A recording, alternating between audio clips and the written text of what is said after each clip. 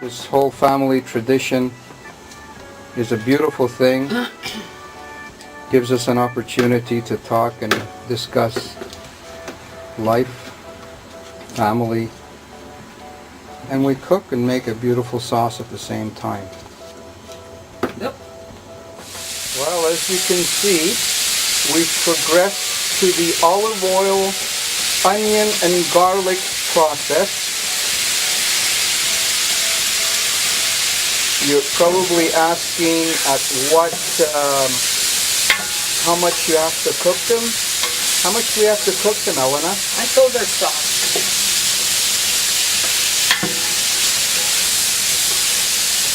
Now they're about ready. You can add the tomatoes. So now we are going to add the tomatoes.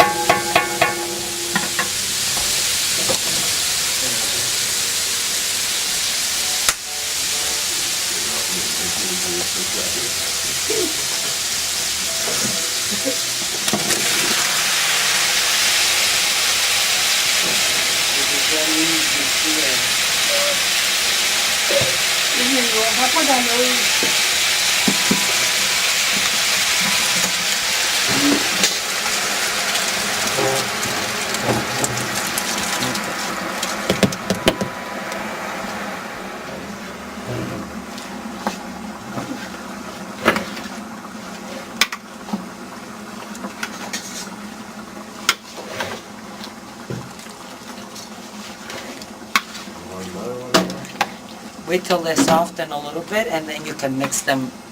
You mix it because you don't want it to burn at the bottom, right? Yes. And you don't want to burn the onions at the bottom.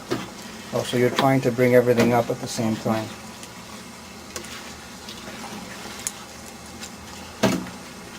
It's like canoeing. Eh? Yeah. Better have strong arms. Got to be a real strong Sicilian woman to do that, let me tell you. Yeah. Mm-hmm. All you men out there wonder about Sicilian women. They're very strong.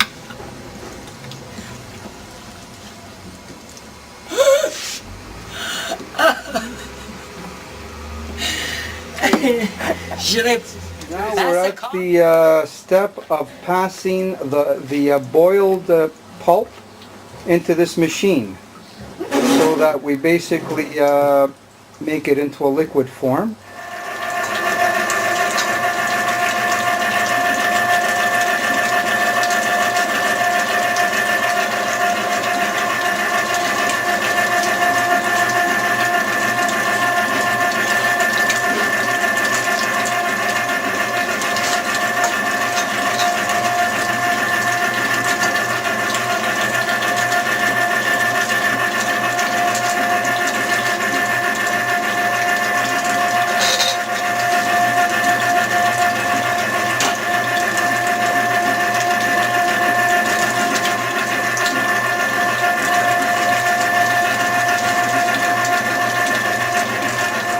basically we're going to add the salt. How much salt are you putting? It's a lot. A look means by the eye, but I've counted 3 palms of salt. There's approximately 65 liters of sauce in there, so make your own calculations. So 3 handfuls of salt for 60 liters of sauce. What did you say? You taste later and adjust your salt accordingly. Very good. Now what's next? What's coming next? Now we'll put some oregano. Oregano. Does it specifically have to be fresh, or you're using dry, right? Dry. Okay, hold on now. 1 palm? About 2 palm? 2 palm to 60 liters of sauce. 2 palm. Very good. What's next? Some garlic powder. Garlic powder. Even though you put fresh garlic, why would you put garlic powder 1 palm? It's a personal taste. If you like it, you put it. If not, 2 palms. So 2 palms, oh my God, lots of garlic in that sauce, eh? So 60 liters of sauce, 2 palms of garlic. Anything else? yes, black pepper. Black pepper. Freshly grounded black pepper. 1 palm. 2 palm for 60 liters of sauce. Unbelievable. This is unbelievable. Anything else? And I put some dry basil. Dry basil's coming. 1 palm. 2 palm. Unbelievable. 60 liters of sauce. Oh, something special is coming. I have to eh? Oh, This is from the garden, fresh from the garden. later. No, I'm gonna You're basically spreading it around, as I can see. stir it. Stirring it.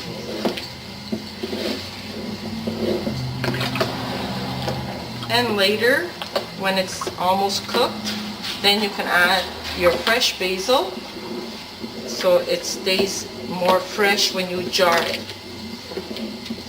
And you can also add fresh basil to your sauce, maybe half an hour before canning, so that way it stays nice and green when it's in your jar.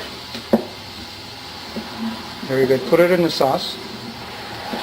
Yeah, you can put it in the sauce. Beautiful. Excellent. Usually you can put, what, 30 or 40 leaves? Approximately. Okay, great.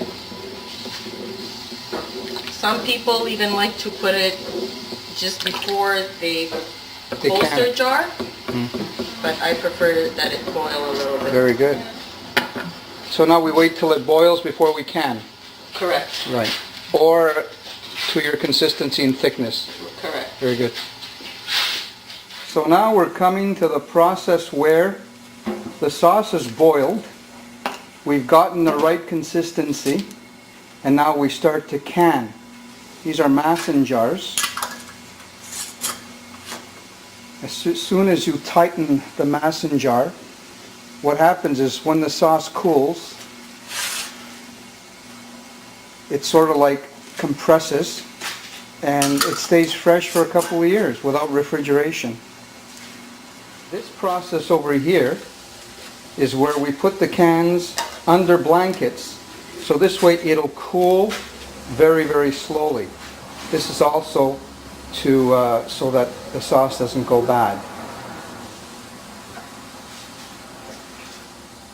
So then basically, once you've waited for the cooling of the tomatoes, I have set up an area in my basement with shelving, and I store the tomato sauce for a year or two. As you can see, I have over 200 jars. Of bruised tomatoes, ones that are way overripe. Go to your CSA, go down the row if you can, and pick the stuff that's on the ground. So, shitty tomatoes, really inexpensive. That's number one. Number two, onions. Number three, garlic. Olive oil. Why don't you get something that you can sweeten stuff with, let's say honey, sugar. That's the core, basically, of those 3 items. Vinegar. Okay, so let's start off with barbecue sauce. Take your tomatoes, throw them in the oven. Just chop them up. Don't worry about the skins. Let them roast for a couple of hours, just to get that kind of roasted feeling. Take them out, let them cool. Now, if you want to make the confit, the ketchup, and the barbecue sauce in the same day or two, go ahead and take like as many pans as you can, like 20, 30, 40 pounds, and just keep feeding them into the oven, pulling them out of the oven. Feed them into the oven, pull them out of the oven. And then take all of those roasted tomatoes, you're talking like a big amount, and put them in whatever vessel you can to just keep them fresh for that day and the day after, to create your 3 different things. All right, so let's go barbecue sauce. Take the tomatoes, put them in a vessel, a pot, right? Go ahead and on the side, saute yourself some onions, do a reduction of vinegar. And when I say vinegar, I mean, like simple red wine vinegar. I use cider vinegar actually a lot because I like that flavor. So onions, vinegar, garlic. What kind of herbs do you like? Do you like something that's a little bit more earthy? So you're looking at thyme and rosemary. Make this kind of slaw, right? This whole melange of stuff. Throw it in with the tomatoes. Add a shitload of vinegar, okay? Just a ton of vinegar.